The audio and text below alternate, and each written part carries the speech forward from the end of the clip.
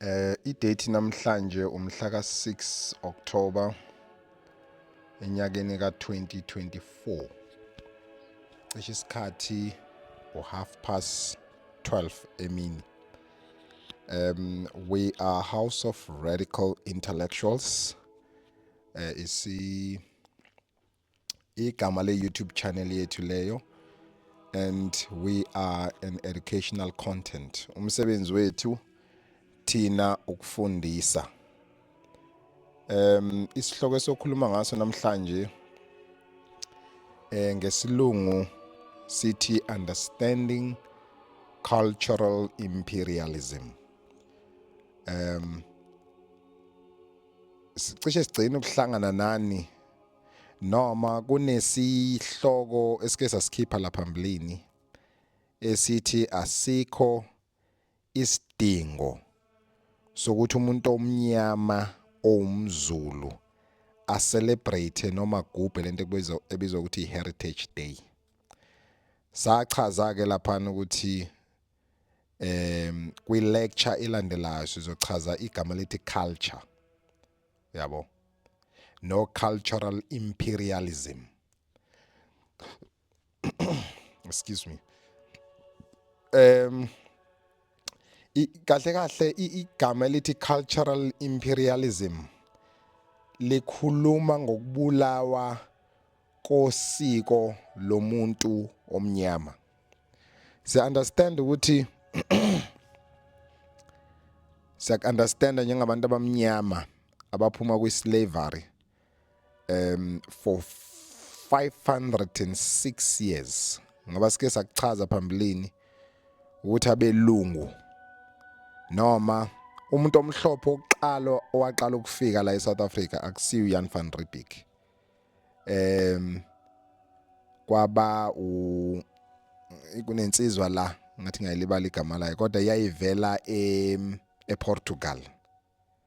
Yena umuntu oqala wafika la wafika ngonyaka ka1488 evela ePortugal.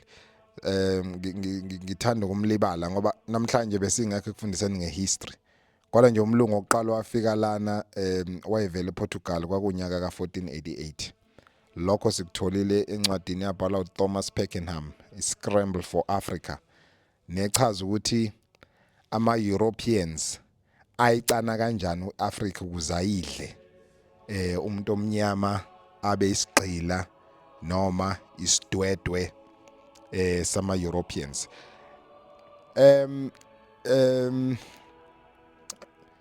Ama-image ngathini ama-logos lawo esiwasebenzisayo ukuthi i-Africa le ngumzukwane kwenziwa i-Scramble for Africa. Lento sifuna sihleze siyikhuluma ukuze ingene engqondweni zabantu. Mzukwane kwenziwa i-Scramble for Africa.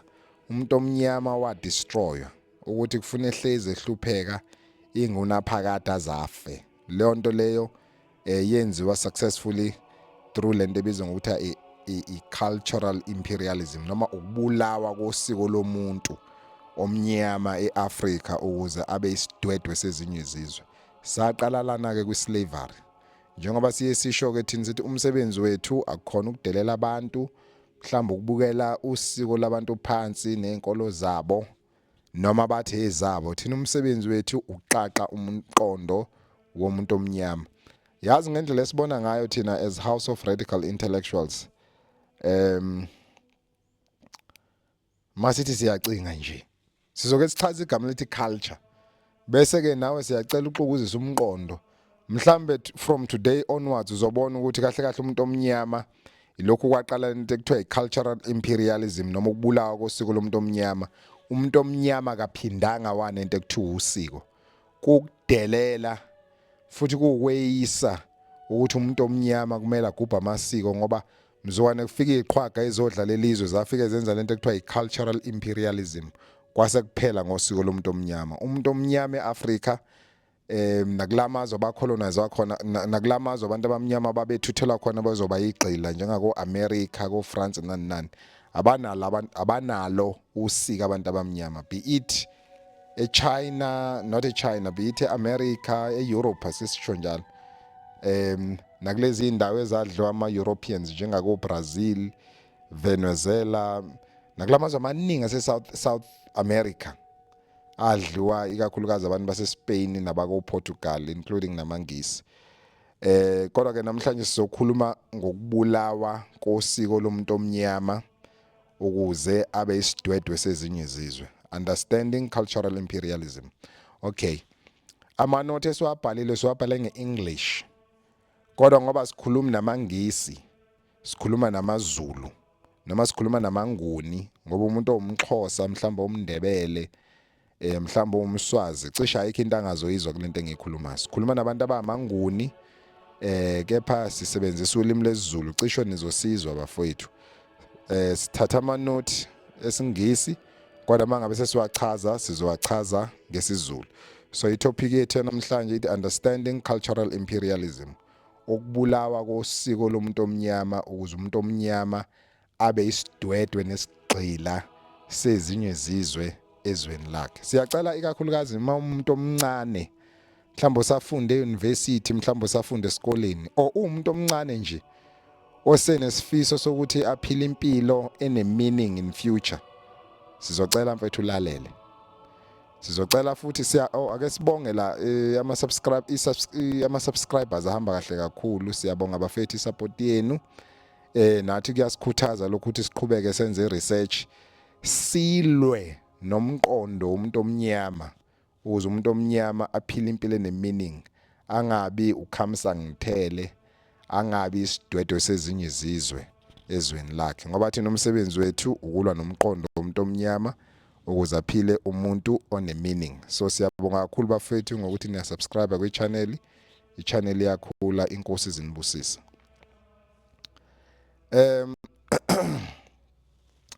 Kunegama lalithi culture. Abantu abaningi abanayo understanding yokuthi igama lithi culture lisho ukuthini. Lento esibiza ngosiko. Ngoba sisho sithi sikhipha i-light thina. Uyabona mangabe kucishile kusebumnyameni la. Yabona mangabe kumnyama uyadingeka umuntu ozofika ne-light. So bafowethu, thina umsebenzi wethu njengoba sisho ukuthi ukuletha ini i-light. Usiko yini usiko? Mangase nje ucela umuntu omnyama uthi akakunike i-definition yegama lethi usiko, akunike futhi ngesiZulu engahluleka akazi, wazi term nje ukuthi contact usiko, kodwa mangathi akakunike i-definition akazi. So sizokhanyisa, we are intellectuals. Igama lithi intellectual, it means involving a person's ability to think and understand ideas and information. Lo muntu kube sekuthiwa wini uyi-intellectual, umuntu okwaziyo ukucabanga nokuqonda imibono nolwazi olukhona. It involves a person's ability to think and to understand the ideas and information. We are intellectuals. Inkinga yethu si radical. Uyabona umuntu makuthiwa radical, umuntu ohamba ngegear eliqinile. Ingakho mhlawumbe mawusilalela uzwe scruiser nje. Amagama amaningi singawasafe ngoba umuntu omnyama uxhashazwe kakhulu. So asikho isidingo sokusefa mawuzokhuluma nomuntu omnyama ngoba masimsefela whatever sikhulumayo izo lose meaning. Bese umuntu wakithi omnyama aqhubeke ebe isidwedwe, ebe ukhamsa ngithele, abe isigqila sezinye izizwe ezweni lakhe. Nansi into esicikayo. Ingakho, yes, we are intellectuals.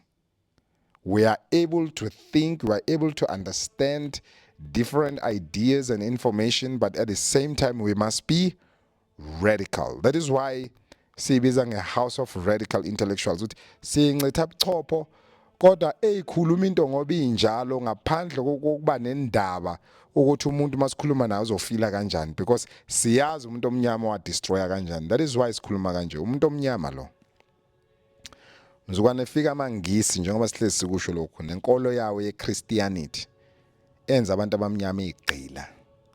mzukwane efika ama-Arabs eNorth Africa nenkolo yawo ye-Islam ephethe iQuran ngoba mangise ephethe iBhayibheli lezi incwadi kuthiwa ziholy abafika benza abantu abamnyama igxila abantu abamnyama bahlupheka njengoba sisahlupheka namhlanje. So kuwumsebenzi wethu ke as House of Radical Intellectuals ukuthi sicathulisane from time to time. That is why sithi mawusemncane mhlambe whether uyafunda euniversity uyafunda high school siyacela kakhulu sitsheleke indlebe ngoba sithi isiZulu inkunzi sematholeni. Nina nisebancane nisazophila isikhathi eside kunalabo abadala. So kufuna sinifundise ngoba lezi zinto esikhuluma ngazo bafethu kulendlu ngeke uyithole number esikoleni. I don't care ufunde primary noma high school. Number 2 ngeke uyithole euniversity. I don't care ukuthi ufunde eUniversity of Technology mhlawumbe ufunde euniversity mhlawumbe ufunde college noma TVET college, it doesn't matter. Yabo ukuthi thina wesiphusha lento ebizwa kuthiwa yini i-black nationalism, pan-africanism, afrocentrism, but we understand ukuthi charity begins where? Charity begins at home. Understand? That is why ukukhuluma kwethu umuntu onomqondo lula uzosizwe ngathi siyacwasa, uzozwe ngazi ukuthi asiphile kule Rainbow Nation ekuthiwa ikhona. Thina sibheka umuntu wakithi kuqala omnyama ukuthi noma ngathi izwe lakithi likhululekile kodwa umuntu wakithi akasona nisidwedwe sezinye izizwe. Once safica ukuthi umuntu omnyama usakhothama kwezinye izizwe, useyincelebana, useyisidwedwe, useyinja noma usewumgodoyi wezinye izizwe, ubukeleka phansi ukuze siphile kamnandi kwi Rainbow Nation, because kule Rainbow Nation esiphila kuyona kunendlazana eliphila kamnandi bese ukuthi imajority yethu ibe okhamisa ngithele kanje ukuphela kwento esingesikwazi kuyibekezelela leyo. Ake sibheke igama lithi culture ukuthi lisho ukuthini. Igama lithi culture lisho ukuthi it is a set of ideas, concepts and agencies used to structure the behavior of a people. Uyabona mawukhuluma ngeculture, maniphila kwi-society kunendlela ekufuna niphile ngayo. Angazi noma nayizwa into engishoyo. Maniphila kwi-society lo sukuphila kuyona ngakini kunendlela ekufuna njani niphile ngayo. Thina i-structure sethu njengasemakhaya kamaphumulo la ngakhulela khona eDabango, kuzofika kube khona inkosi, yabona mhlawumbe uzothatha inkosi akaLithuli nje ngoba kunenkosi akaLithuli lapha eyakhela ngakaMatini mawubheke eBhida khona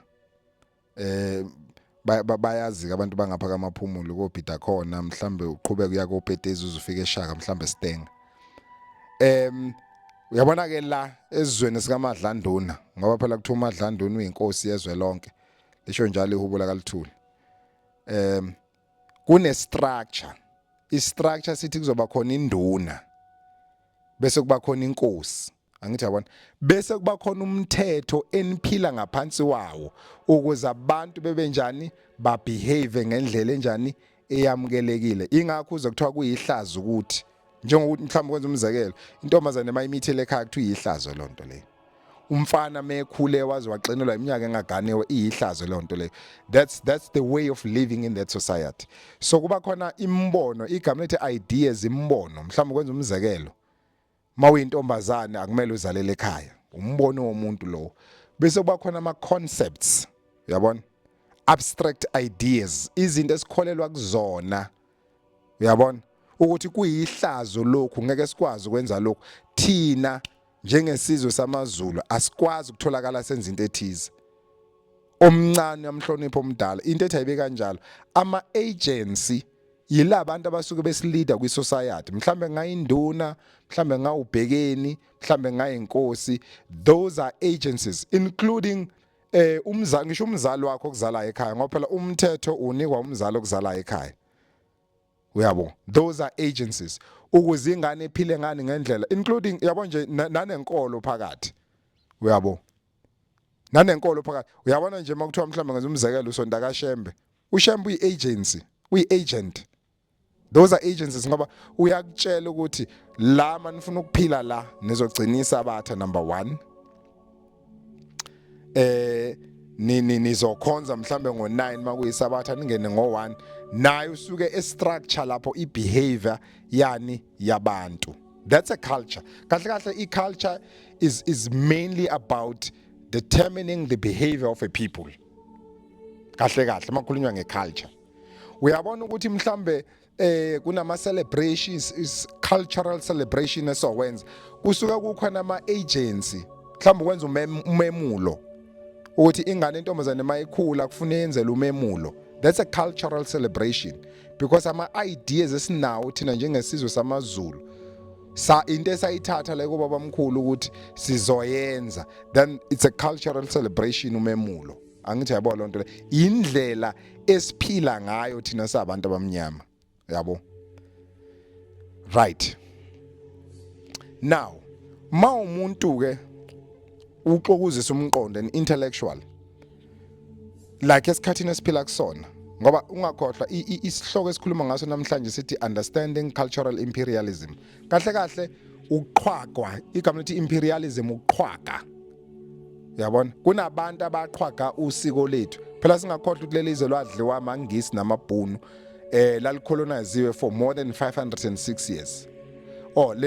Lo mfowethu lo noma akuyena mfowethu umlungu lo mlungu lo weqhamuka ePortugal okuyena oqala wafika la eSouthern Africa kwaku Bartolomeu Dias wafika ku February ngonyaka ka1488 athi amabhunu mesethatha over awipe off lowo mlando lo kwaqanjwa manga kwathiwa uJan van Riebeeck uyena oqala owafika la eSouthern Africa ngo1655. Angithi yabona that is why la sesibuza ukuthi whose ideas makuthiwa it is a set of ideas whose ideas ubani oqhamuke naleyo mbono yezwa lento ngishoyo whose concepts and what agencies. Uyabona nje kunalento ekuthiwa intombazane lotsholwa ngeenkomo zingake ezi11 mangase ubuze ukuthi whose idea was that ukuthi intombi la kwaZulu ilotsholwa ngeenkomo eziyi11 ufica abantu abamnyama bethi kuusiko lwethu maZulu inkosi intombi ilotsholwa ngeenkomo eziyi11 sure njalo ngithi kodwa mangase ubabuza abantu abamnyama ukuthi ubani waqhamuka nalowo mbono abazi. Kodwa masithi siyathola emlandweni kuthiwa kunomlungu kwakuthiwa uSomtsewu lokuthiwa uShepstone kunendawo ukuthi iPortshepstone mangabe eSouth Coast kuthiwa ilo mlungu lo yabo kufana nalento kuthiwa liyabuza iphoyisa lenkosi kwakusho uSomtsewu wafica abantu abamnyama kuyi culture yabo ukuthi basheshe bashade vele umenzi wezulu nomhlaba umvelinqanga uthi ngiyathanda abesifazana abancane bagane ngoba abaningi sebemhlubukela uNkulunkulu balandela uSathane sesizalisana njengezinja sishiyane isinengiso lonto uNkulunkulu. Ingakho ngisho umdala wensuku mawuze ebuhleni bamaNazaretha uzofica kukhishwa imishado ngoba ukuthi mawufunda ngizokuthola ingcweleke iBhayibheli laba abakholelwa kulona lithi ubusisiwe umbhede olala abantu abashadile vele lento okuzalisana abafethu ushiyane njengezinja ayihlambulukile kahle and ihlukumeza izingane. Kodwa uSomtsewu uyena wafika nale idea yokuthi abantu abalobole ngeenkomo eziyi11 ingakho ubona izingane zethu zingagani nje noma odadewethu bengagani kalula ngoba kusabekwe le ndodle yenkomo eziyi11. Siyezwa ke ngabakhonze kuphakameni bathi inkosi inyanga yezulu yathi yazehlisa ziza ku6 ukuze kuvalekele ihlazo lokuthi izingane zizalele emakhaya. Bathi ababekhona beyilandela inkosi yayikhona inyanga yezulu bathi iyokubona kwezayo. Chethi mighty inkosi abantu abasuka enkomeni eziyi11 ngoba kwakuyi-idea kaSomtsewu leyo ukuze izingane zingene emshadweni ehlambulukile ucela zehle inkomo ibuyele ku6 bathi uyokubona kwezakhe azizali ke ingane ke ziyaqhulula ukuthi iNazaretha noma kulona ziyazala ingane yekhe mhlawumbe kube bamlalela nje noma bayilalela inkosi ngaba sinayo lenkinga le. So iyona into ebalekile ke leyo umuntu kodwa uhlakaniphile ukuthi makufika umuntu ethi kunento ekuthiwa iculture kunama ideas kunama concepts kunama agencies ungavela uthwala ikhanda wenze ngoba leyo nto isho ukuthi ukudom wesilima. Nansi imibuzo kufuna uyibuza na, whose ideas, whose concepts and what agencies, ukuze wazi ukuthi unosiko. Nisifuna unikhombisa abantu abamnyama ukuthi usiko into eningenayo. Kwangena lento ekuthiwa i-cultural imperialism, nase niphenduka ama-western, nimnyama ngokwe-skin color, but namanje niyahlupheka ezweni lenu futhi usika ninalo, sizonikhombisa ukuthi kanjani. Right. Uyabona masikhuluma ngeconcept, mhlawumbe omunye umuntu ongajwayela ukuresearcha uzoba nenkinga. That is why sithe asichazela. Igama lithi concept is an abstract ideas, which is a concept or thought that doesn't have a physical form. Yabona i-concept into ephile engqondweni kuwe. Yezwa loo nto leyo. Ukuthi ingane yami mayikhula ufuna ngiyenzele umhlonyana, ngiyenzele umemulo ukuze noma isigane kahle. Angithi yezwa loo nto, izinto esikholela kuzona, those are abstract ideas. Bese kuba khona ke labantu kuthiwa ama-agencies. I-agent is a physical human being emaphambi kwakho ikufundise. Angithi ubone makuthiwa ekhaya niyahlaba. Angazi ke labantu abathi basindisiwe bona bahlatshelwa imvana kaThixo iJuda angazi kanjani. Kodwa ngikhuluma ngomuntu omZulu nje olazi usiko. Makuthiwa ekhaya niyahlaba, kuye kube khona lo muntu ozonilawula, ozokutshela ukuthi no, uhlinza kanje. Inyongo mayikhishiwe, iyakhishwa inyongo. Kufuna ibekwe, kufuna kukhishwe inanzi, kufuna kwenze. Lo muntu uyi-agent lo muntu lo. Yabo? Bese kuba khona lezi zinto ekuthiwa opastor. Missionary pastors. Mhlawumbe ngenizwe nalolu bhududu lolo ligcwele la ku-TV, abayibiza ngabaprofeti laba benza yonke imigilo ngane yesatanism abagcwele la ku-TV, abaphusha abantu bawe, bakekhiza abantu, babhaqhuze phansi engathi bancinzwa amazenze. Bonke labo bantu ama-agents, because bafundisa abantu nabo banembono yabo, but engahlanganiseli ukuthi nabantu abamnyama. Ngoba phela nasesontweni mawuya khona ufica kufundwa iBhayibheli, mhlawumbe mangabe uya kumaSulumane ufica kufundwa iQuran. Kunama-idea, kunembono ekhona kulezi incwadi ezifundwayo. Ama-agents akhona kuthiwa opastor. Even no government, ugovernment nje naye uyi-agent, ngoba phela na ushaya umthetho manje. Uyabona nje ekhaya mawunomuzi ekhaya ubaba kunomthetho ushayayo. Wena oyi-agent uthi mina engishaya lo mthetho ngoba kwami la. Kodwa mawusuthi uyabheka esikhathini esiphila kusona, nohulumeni naye ushaya umthetho wakhe. Umile futhi. And okahulumeni uyingozi ke ngoba mawungalaleli uyakuthatha kugaxa ejele. Uyaboshwa, uprosecute, ufake ejele. Angithi yabona? It's fine. Adlulele phambili. Bese sichaza lento ekuthiwa i-cultural imperialism. Ukubulawa kosiko lomuntu omnyama kufakwe okungesilo ukuze umuntu omnyama afephila, abe isidwedwe, abe yinja yezinye izizwe ezweni lakhe. Nansi into eyenziwa ingane zakwethu ibizwa kuthiwa i-cultural imperialism. Ukubulawa kosiko lomuntu omnyama bese fundiswa noma aphathiswe izinto ekungezone zakhe nangahlanganise lutho nazo. Again, we are house of radical intellectuals. Into sizoyikhuluma ngoba injalo, ngoba into esiyithandayo ukubona umuntu wakithi omnyama ekhululekile engqondweni. Right. What is cultural imperialism? Cultural imperialism, it is a set of ideas, concepts, and agencies used to structure the behavior of a people into what is required. Into what is required to bring about, number one, a harmonious, stable, and prosperous society in accordance with the will of those in power. Angithi izindaba kufuneka ukuthi akufane neculture, maqala kuyi-culture ngoba kuthi is a set of ideas, concepts and agencies used to structure the behavior of a people. Abantu kunendlela ethize ekumele bebehave ngayo ukuze bacontroleke kalula. Uyabona? Kodwa mase kukhulunywa nge-imperialism, mase kuthiwa to bring about Number 1, a harmonious. Angithi abantu mabebehave ngendlela ehlukahlukene. Makuthiwa unesifiso sokucontrol umuntu, kufuna ucontrol ini ibehavior yakhe ukuze ukwazi ukuhlala kahle. Yabona? Harmonious, uhlale kahle peacefully, in a stable.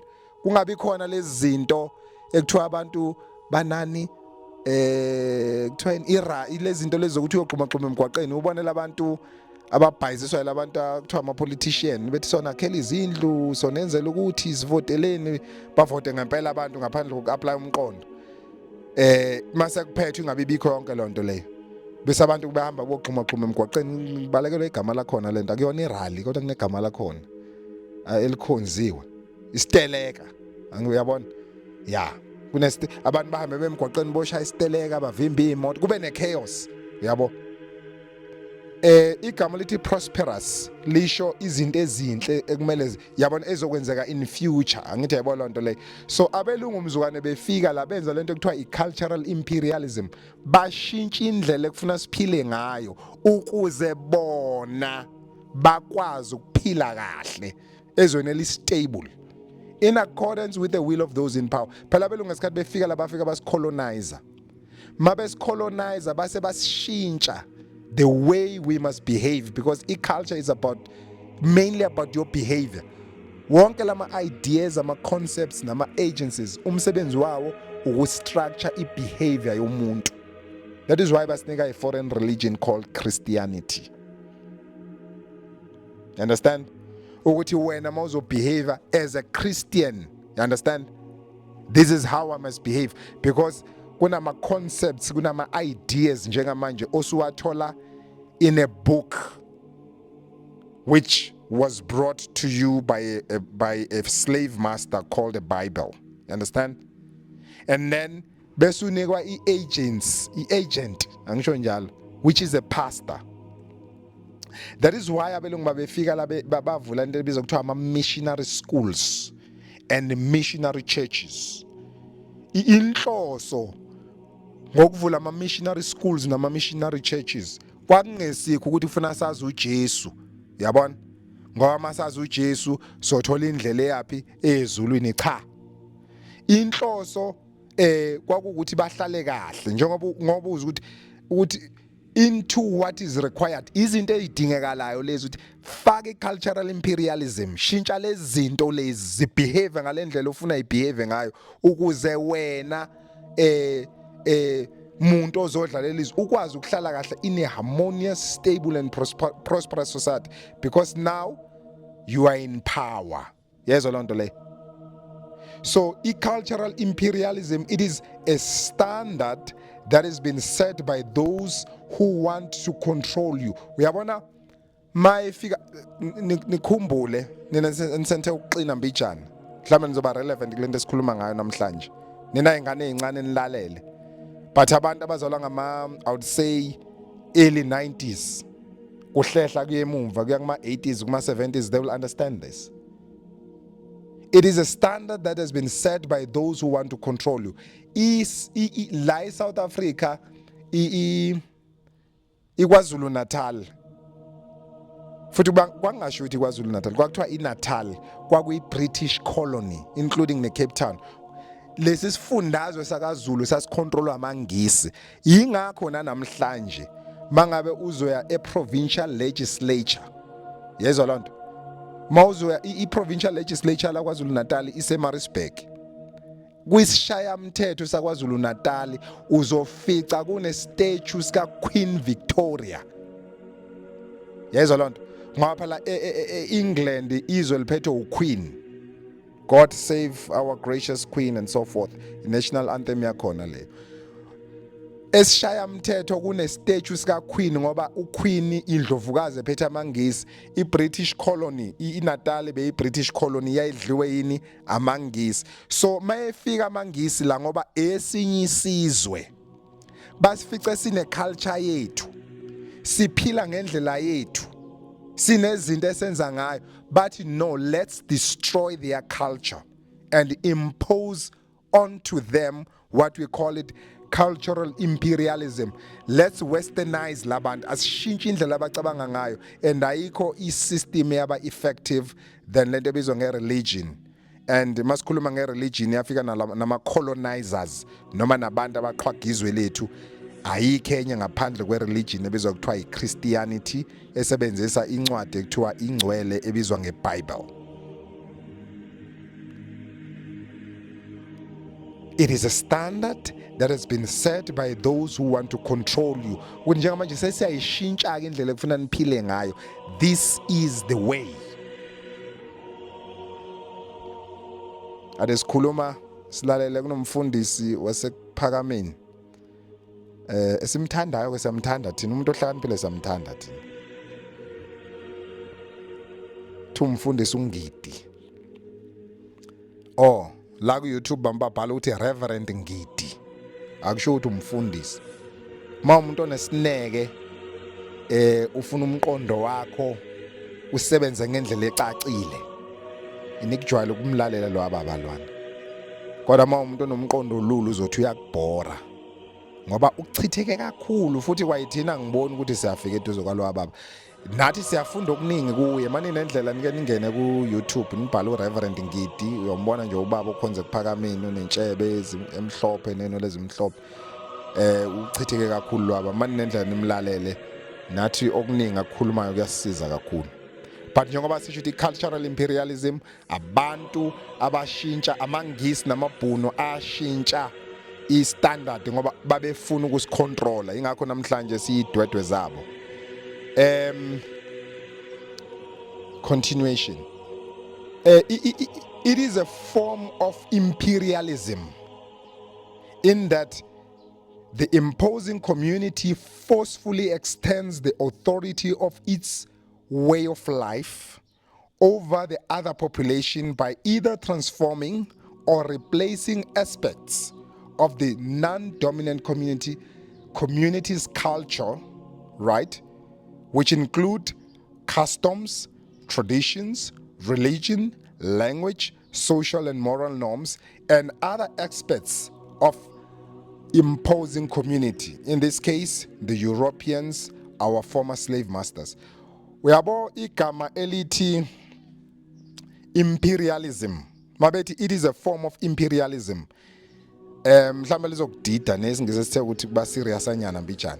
Igama elithi imperialism lithi a policy of extending a country's power and influence through colonization, use of military force or other means. Okusho ukuthi umthetho lo njengamangisi nje ukuthi thina mangisi siyasuka la eEngland ngoba siyisizwe sinamandla rule Britannia, siyahamba siyoqhwaga izwe lase South Africa ngenkani, sizosebenzisa a military force. I-military force amasosha azokudubula akubulala kwenze yonke le nonsense njengoba nibona nje lento eyenzeka kaIsrael between amaPalestina namaJuda. Namangisenza one and the same thing bantu abamnyama. Anizazi lezi zinto ngoba bafaka lento ye-cultural imperialism bathi khonzana amaJuda eningawazi namanje nisabambelele lapho. Izinto enikanje anizazi.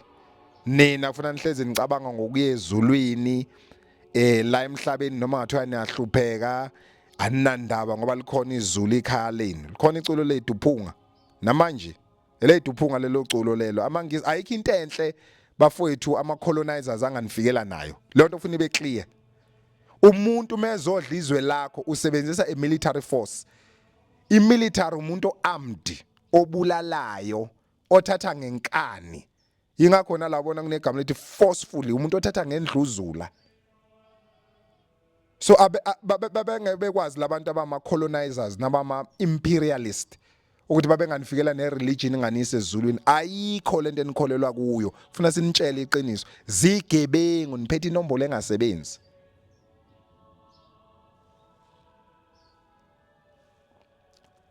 Igama elithi to colonize. Mhlawumbe nizwe colonization. Igama elithi colonize kahle kahle to claim and forcibly take control of a territory other than its own, usually sending some of its own people to settle there. ingakho mhlawumbe uzokuthiwa they were European settlers. Leyo nto leyo kahle not settlers man, it's invader. Yabona? Umuntu ongene endaweni yenu ningambizanga afike aclaim ethi lelizwe leli sekuyelami bese lithatha. Yazi lo nto leyo. Akuyona settler lo nto, invader. Umgulukudu lo nto leyo. Nina nani kwa usiko nenkolo nilithathe egebengwini ezimgulukudu. Uyabona umuntu okwazi ukucolonize from today onwards basuka eEngland beza la eSouth Africa bese uzwa kuthiwa kunendawo kuthiwa iseScottsville.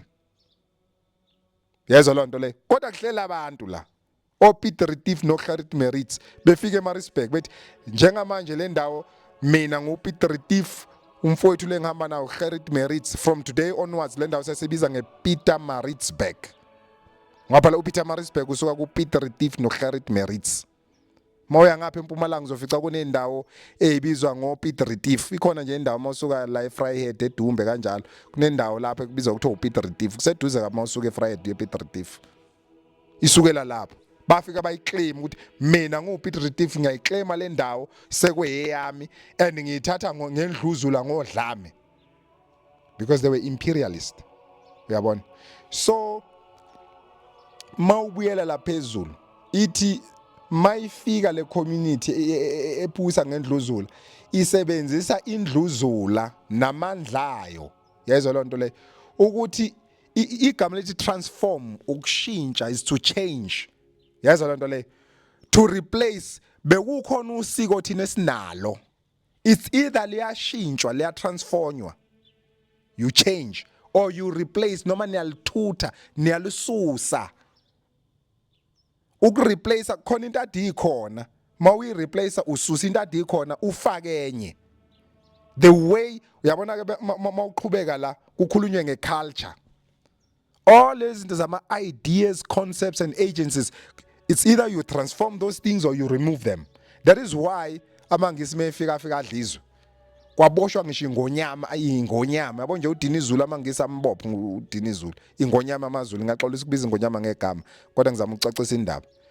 Inkosi uBhambatha kaMancinza engoma eMsinga nenkosi yamaXhosa uHintsa bagunyulwa amakhanda begunyulwa amangisi yes military force yamangisi uBhambatha kaMancinza engoma eMsinga kwaba inkosi yamaXhosa uHintsa kahle kuthiwa ikhumkani kushethi ingonyama yasemaXhoseni uHintsa basuswa amakhanda njengenkosi yaseScotland uSir William Wallace. Ikhona nje imovie ya actor uMel Gibson ethi Braveheart. uSir William Wallace before amangisi enze lento ebizwa ukuthiwa iUnited Kingdom noma iBritish Great Britain ibizwa kanjalo, kunama kingdoms okwafuna bulawe like Scotland, Northern Ireland, Wales. Kwa destroy yonke lo ma kingdoms le nto esibizwa ukuthiwa iGreat Britain sekubulawa abantu kodwa kwakhishwa amakhanda abo ngoba kufuna ku transform kuchangewe noma kukhishwe number 1 icustom, indlela esiphila ngayo ukuthi mina njengoba ngumZulu, mina njengoba ngumXhosa kufuna ngikhule ngiyentabeni ngibona ubumnyama ngenza yonke lemigilingwane yenziwa amaXhosa. Amangisi athi sayishintsha leyo nto leyo, yashintshwa leyo nto leyo baba ne tradition because utradition usho ukuthi transmission of a custom from one generation to another, ukuthi yes bafica abantu abamnyama bephila kanje siyayiqeda leyo nto leyo. Cultural imperialism siyayiqeda leyo nto leyo njengamanje. Kusukela namhlanje indlela ozoyi-identifya ngayo uzoyi-identifya njengomKristu. Wena unemvana yakho eyakufela esiphambanweni ikufela kaJuda and wena ona njengoba besha abantu bethi sona ukufa amaJuda mzwane bulala uJesu nathi maAfrika sona. Lo idea leyo yafika namangisi. Mawuthi alifunda nje iBhayibheli ngakwesifica isibongo sakaNgcobo saka Dlamini mhlambe sakaMkhize mhlambe uzikalala njalo njalo ngeke uze ukufica ngoba sihlanganisele lutho nale nto le. Same thing nama-Arabs enza same thing eNorth Africa. Uyabona? They took over. Kodwa njengamanje kuthiwa kufuna kubulawe i-tradition ne-religion nakho-ke ngoba nithi silona inkolo zabantu nje. Ngabe ngiyahlala kule channel yenu nigxeka inkolo yomuntu anayo inkolo yenu nina abantu abamnyama sombeke eceleni ushembe ngoba kuthiwa umuntu kodwa nje lezi inkolo enithi ezenu zo Christianity nezo inloku Islam akuzona ezenu lezo zinto nayithola through lento ebizwa kuthiwa i-cultural imperialism kubhaliwe ukuthi kwakufuna kushintshwe indlela noma zikhishwe zibulawe inkolo zenu. Not only inkolo, your culture, your custom, your tradition, even in language. That is why today, as a house of radical intellectuals, sizokhuluma isiZulu, because that is our own language. Mangabe ngibukela phansi language yami lo ngikwitizana nesingisi nami ngisafola kule nto ebizwa nge-cultural imperialism. That is why like us khuluma isiZulu. Social and moral norms. You know, moral. Igama lithi moral. You know, when you have moral principles, igama lithi moral is based on your ability to understand what is wrong and right. Yabona ma umuntu ukhula like mina. Kunento eyenzakalayo bafethu. Uzwa kuthiwa indoda endala eko 40 years idlwengule usana to death. Ukhwela ingane encane esanda kuzalwa izife. Umdala uzingela ingane no 12 years. Ufuna ukuyilala ukuze uqinisele into zene enithanda kakhulu ngoba nithi thathani lento ayinamngozi. Bese nihamba nifumba ingane ezincane ngemali under age nilale nazo nigile yonke imgilingwane ngoba nithemba ukuthi nizoya enkantolo. Ubulungiswa besenkantolo. Yonke leyo nto bafethu eniyenzayo.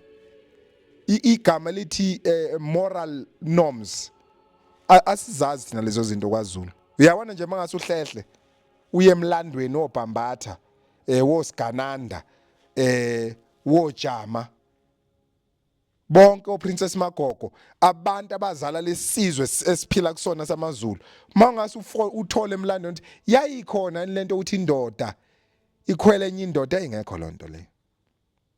Angithi yayizwa lonto. Yayikhona lento ukuthi intombazane ilale nenye intombazane into engekho lonto le. Into efike namangisi through lento ebizwa kuthiwa i-cultural imperialism. Kwashintshwa into zenu za replacewa uze manikhula nikhule ngendlela engekho normal. Abulawa ama-moral norms and standards. Uthi njengoba ngikhula ngiyinsizwa ufuna ngibheke intombi ingane yashintshwa lonto leyo.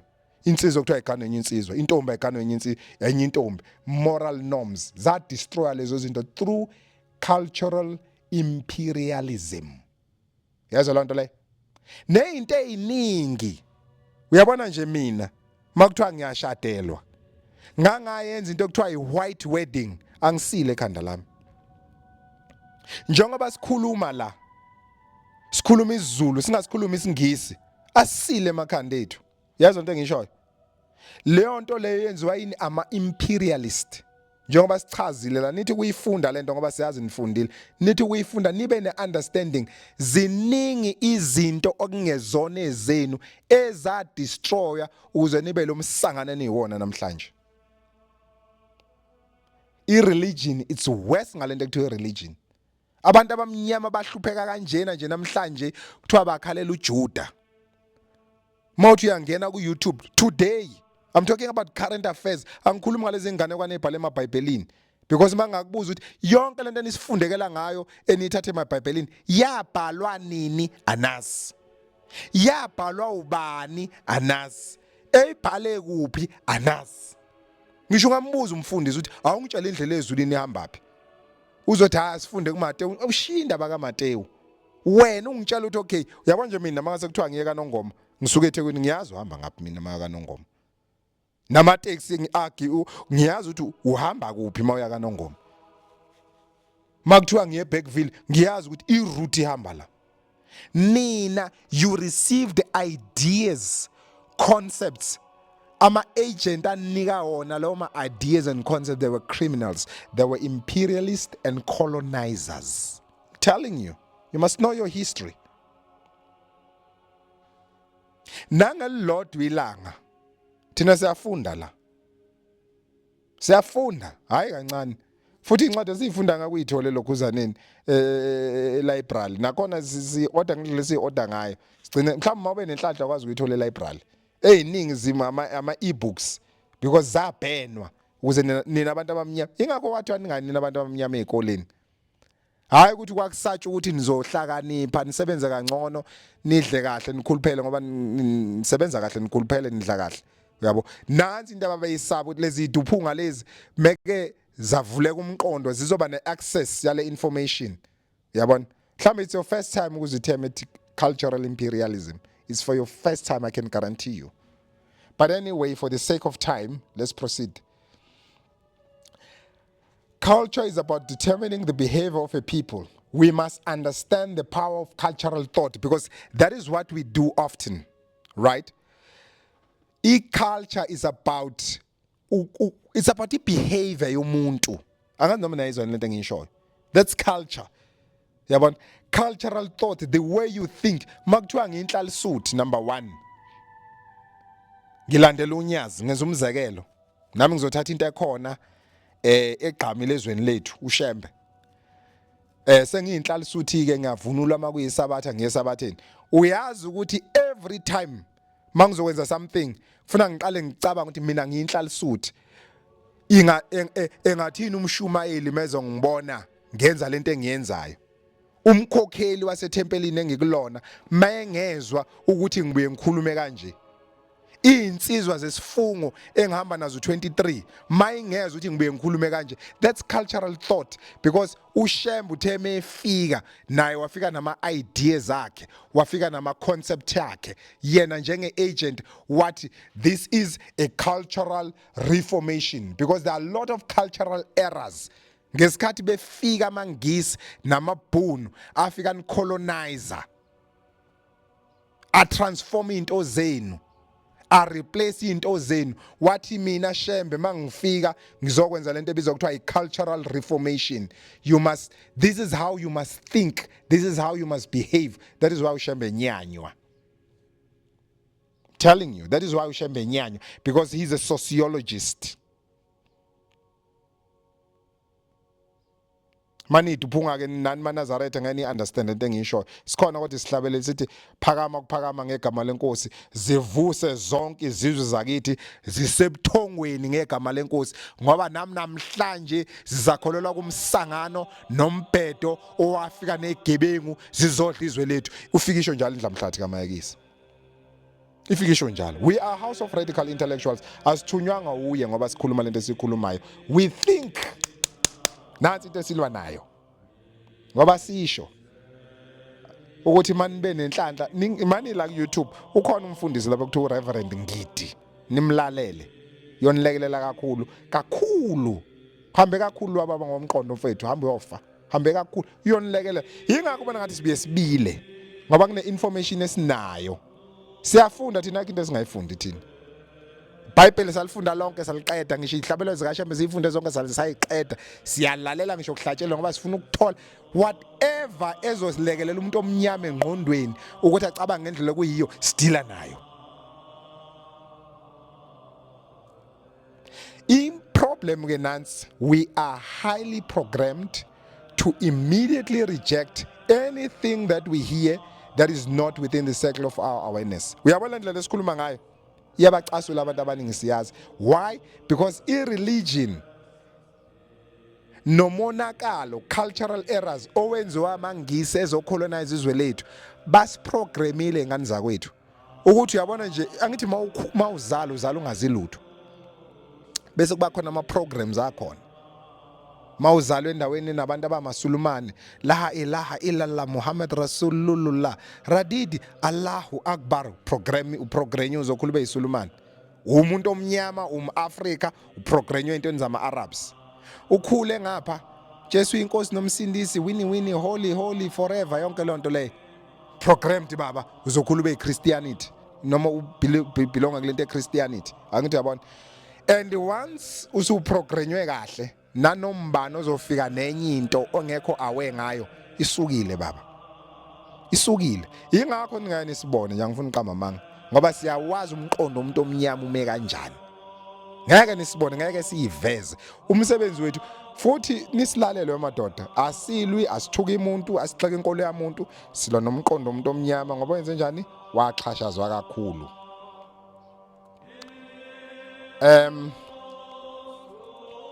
Let's proceed. Most Africans, they have lost awareness of being African people because of cultural imperialism. That's a cultural error. Because of these cultural errors, there is a need for cultural reformation.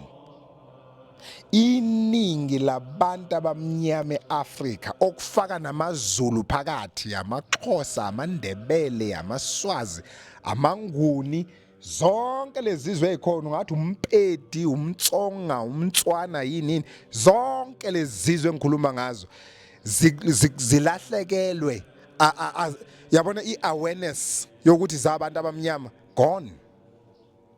Ingakho umdala weinsuku uShembe uNyazi lwezulu ethi zivuse zonke izizwe zakithi zisebuthongweni ngegama lenkosi niyaphupha niyasuza. Yabona umuntu olele ophupha yaza suze. That's us. Understand? Okubuke la konizovuleka emqondweni kancane. Yabo mangakhuluma isifanakalo ngesingisi ngithi Miss name is hambe hlala, is me stays Nongoma, me staying Buxton, is me going school, is 1994, is me pass, me is work, is no, is me is no work, is looking work, me is looking work, is money, money need is money, me is need is money. Isifanakalo lonto le kuyihlazo mfowethu abantu bakini bakubukisa kwesilima okwento engafundile okwento engasile ngisho ekhanda uyihlazo nje bakuhleka abantu shame bakuhleke ngeke la kuma social TikTok yonke le nonsense le ethi umuntu uyabhala wabheda ahlekwe kubukiswe ngaye kuthiwa akafundile thola umlungu kodwa ekhuluma isifanakalo igama lakho kunanto ekuthiwa isifanakalo abantu bebhede ulimi lethu bese sijabule sithi uyazama ushame uyazama angithi ayizwa lonto leyo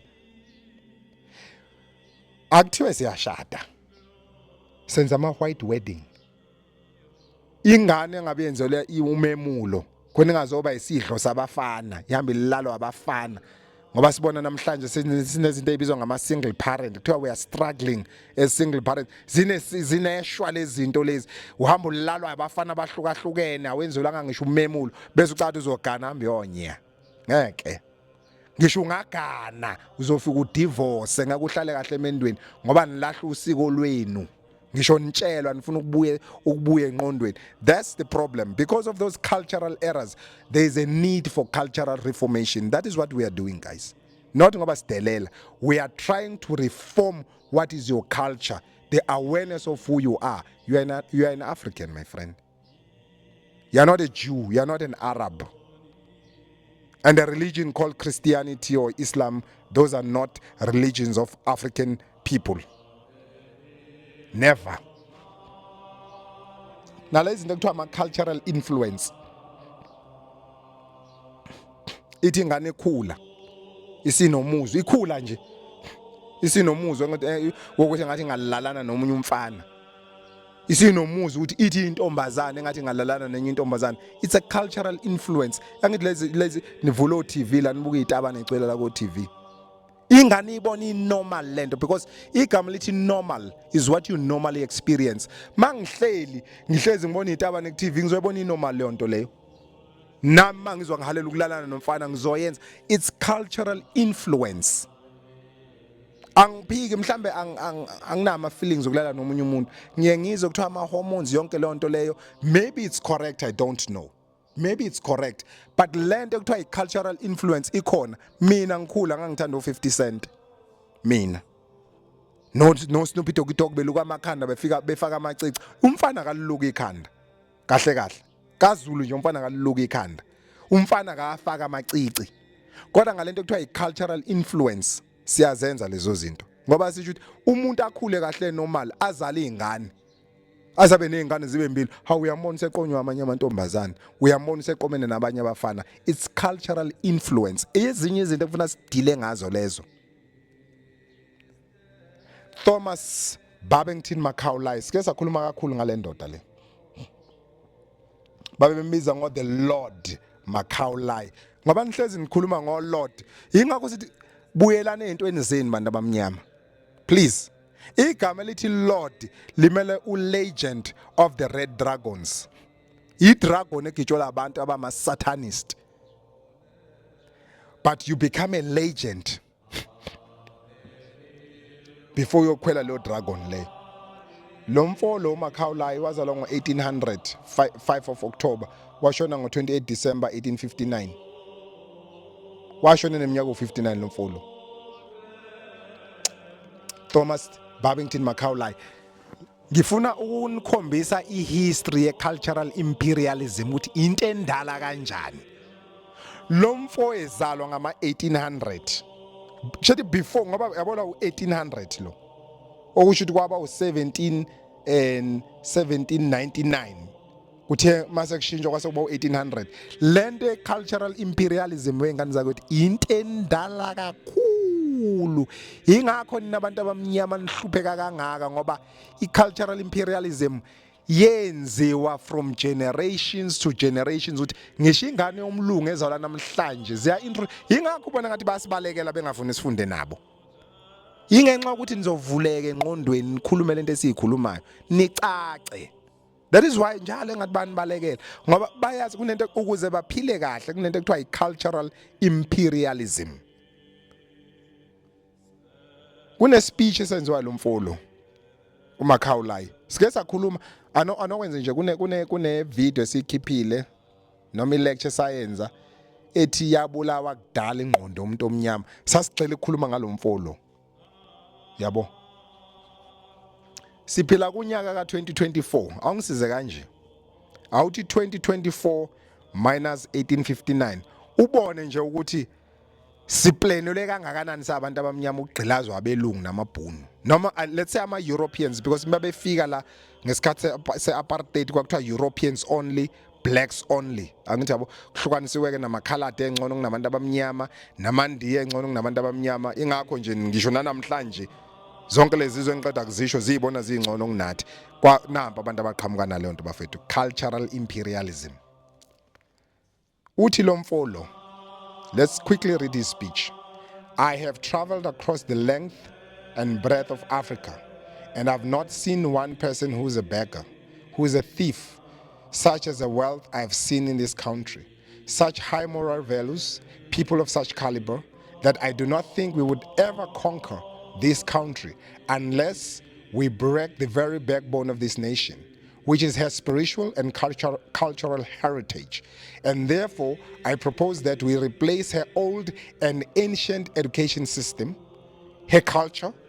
For if the Africans think that all that is foreign and English is good and greater than their own, they will lose their self-esteem, their native culture, and they will become what we want them, a truly dominated nation.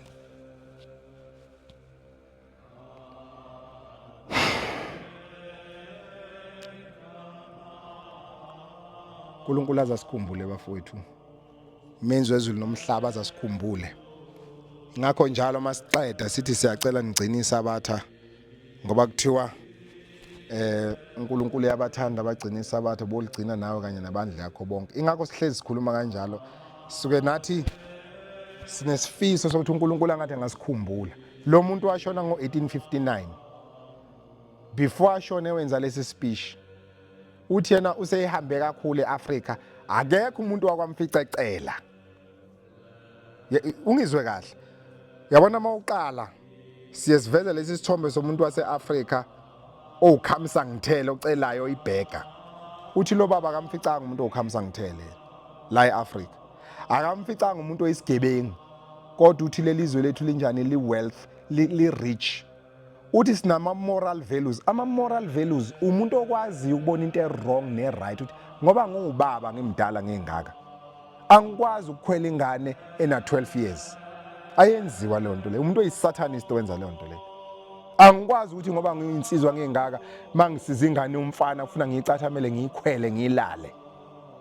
Manginemali ngumuntu wesifazane ngudokotela ngummeli kufuna ngibhudubeza amantombazana amancane ngizoqeda ubuntombi bawo ngemshini exhunywa kogesi. Asiyazi thina leyo nto leyo. Into efike nama-satanist nayijoyina because akekho umuntu asinayo i-agent esikhumbuzayo ukuthi sobani. That is why sivulele indlu le-House of Radical Intellectuals. And we are going to be radical ukuze nishintshe ngoba uyeza umhla kuphela. Uyoma phambi kwakho uthanda ungathandi mntakama. And kuthi uyosho esihogweni la ungazikhona. Thuzenzila kakhalela khalela uzumekile ubengazazi zeduko zakho. Ayikho into esongcengana ngayo. So tshelana iqiniso ngoba linjalo. Usho njalo lo mfolo. Uthi ke nathi into eyinkinga.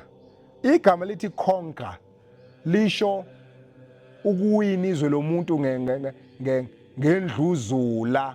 Usebenzisa i-military force, usebenzisa abantu ababulalayo ulithathe. Bese uthi this is a British colony. Njengoba namhlanje nje kunendawo kuthiwa Pietermaritzburg, kunendawo kuthiwa Stanger, kunendawo kuthiwa Durban, kunendawo kuthiwa Harry Smith, kunendawo kuthiwa Lady Smith, kunendawo kuthiwa Port Shepstone, kunendawo kuthiwa Richards Bay. Angithi sakhonkarisha basicolonize bathatha over and then base bayishintsha zonke lezi ndawo. Ngisho uyafika edrobheni kuno Queen Victoria Road. Uyabona? Kuno Mahatma Gandhi zonke lezo zinto lezo. Njengamanje sekuyaqala kuyashintshwa ke Nkosi yami nathi siyabuyela kancane kancane. Kodwa lo mfolo uthi kufuna kubulawe lento ekuthiwa i-culture. Cultural heritage. Uyabona? Lento esithi sidlulisele esizukulwaneni ngezizukulwane. Angithi yayizo lento le. Ingakho umdala wethu ethi bongani uJehova maNazaretha nezizukulwane zenu. Usho njalo. Mawubonga uJehova ugcina isabatha. Nikwazi lokho. Uthi bongani uJehova maNazaretha nani nezizukulwane zenu. Ngoba phela angithi mangabe ngikhonza uJehova sekuphakameni. Kufuna mangiganwa. Ninizwe kahle abantu besifazane lento. Ingakho abantu bakaShembe bethatha isithembu. Made ngijola nawe entabeni sidle ngulube nawe. Ngiyingwadla nawe uyingwadla angikwazi wavula ubani. Ngijola nawe entabeni bese ngikuganisa ngelinye ilanga mase ngiyihlalisa ukuthi kubaleka ukuthi ngithathe inkosazana. Kubalekile lonto le ukuze mangifi ngapheli lento le. Ngoba phela wena iculture ubungenayo. Lo inkosazana unayo iculture ngoba ubefundiswa ekhaya ukuthi mawuyinkosazana ukhula kanje wenza kanje wenze kanje wenze kanje. Kubaleka ukuze lento ekuthiwa i-cultural heritage ingapheli ngoba labo baba bathi kufuna ku destroy ini our cultural heritage. Bashintshe indlela zasendulo esasifundiswa ngazo. Yayizwa lonto le ishintshe indlela zasendulo. Kuthiwa wena namhlanje usumzalwane waseShilo. Bheke esiphambanweni kunemvane yakufelayo esiphambanweni kodwa engayena umZulu. Engakwazi futhi eyazi yadlula emhlabeni engakwazi ukukhuluma isiZulu. Kuthiwe la ilaha illallah Muhammad Rasulullah. Mongabuza umuntu omZulu isho ukuthi yini lonto le kodwa bakhona abantu abamaZulu abayisho lonto le. Lezi zizwe esikhuluma ngazo amangisi, amabhunu, amaJuda yini ngeke ufice noyedwa wabo egcina usiko lethu. Kodwa thina za destroy izinto zethu ukuze sigcine kwabo. That's nonsense and we are going to deal with that. Kufuna ishintshwe. Yabona? Uzesho la uthi abantu abamnyama eAfrica mabecabanga ukuthi whatever is foreign, whether it's a foreign religion like a religion of Christianity, whether it's a foreign language like a language of English, nangu yasho la ukuthi masicabanga nanoma yini abafika nayo ikakhulukazi ethinta isilungu yinhle futhi ingcono, we will lose our self-esteem, our self-awareness ukuthi samaZulu, samaXhosa sizoyiluza leyo nto leyo. Our native culture, usiko lwethu lemvelo, ukuthi ekudabukeni kwethu kwakunje sizoyiluza lona and ngeke sibe nandaba nayo soyibukela phansi njengoba kwenzeka namhlanje. And then once isaluza iculture yethu ne self esteem yonke lento uthi mina ngumZulu, mina kufuna ngihambe la, obaba mkhulu bethu babehamba la, sizoba yilento abayifunayo, a truly dominated nation. So dominator ezinye izizwe, soba yidwedwe zezinye izizwe ezweni lethu. Nanga umuntu waqhamuka nalento le. Ingakho igama lithi isidwedwe, isibozi, khamsangithele, singahlukani nalawo magama. Namba abantu abaqhamuka naleyo nto, thina funa sihlezi siyidwedwe ezweni lethu. Kunevideo siyikhiphile ethi musana ukuvuma ukuhlulwa ama-foreigner ezweni lenu.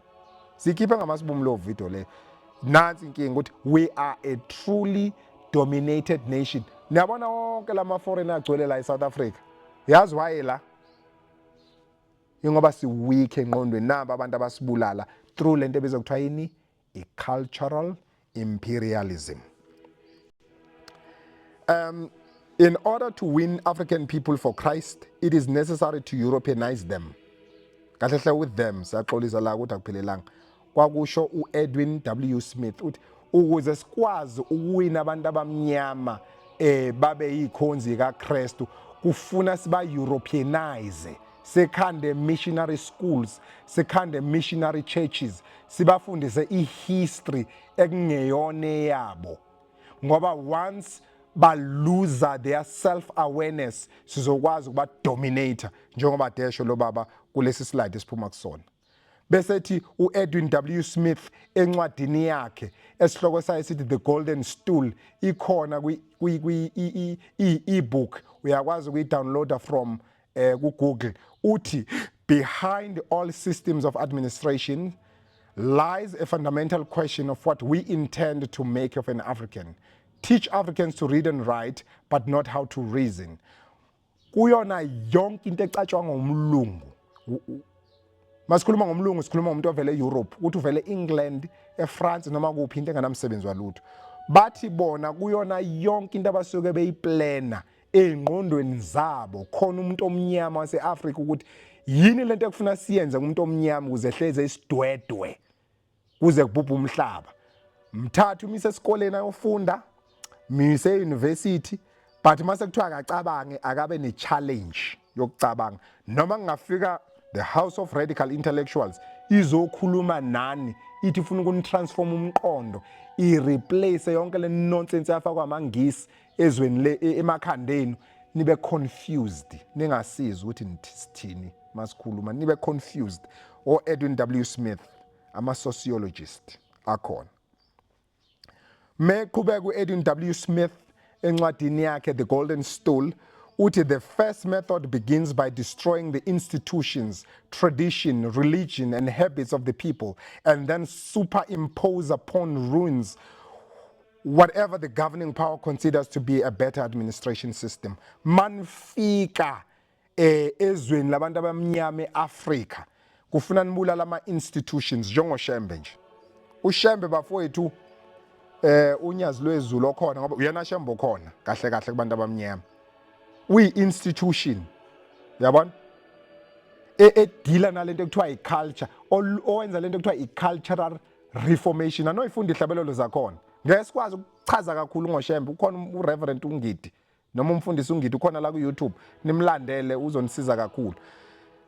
Kufuna ukudestroy wonke ama-institutions. uShembe agijima inkantolo ingane zakwethu. Agijima inkantolo ingane zakwethu uShembe yek. Kuthiwa akaphume ebuhleni.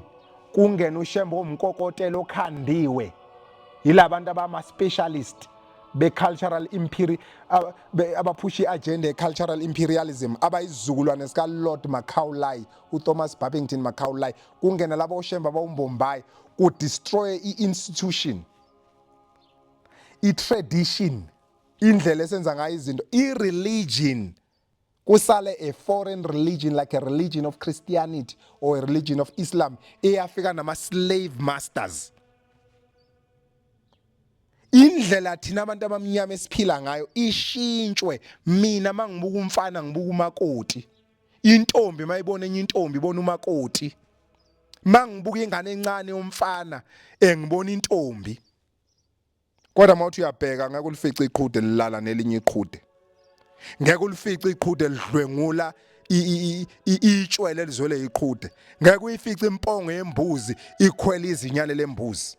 abantu abamnyama bayazenza lezo zinto through lento ebizwa kuthiwa i-cultural imperialism. Bayazenza abantu abamnyama lezo zinto lezo. Bajoyina ne-Illuminati, nithatha nalezinto ekuthiwa azinabungozi, ni-business nonsense. Izinto eningazazi senifana nama-devil worshippers, manikwa imali iyikho konke kini, nize nikhohlwe nangelinye ilanga ukuthi niyofa. Niyakhohlwa ukuthi uyeza umhlaba kuphela.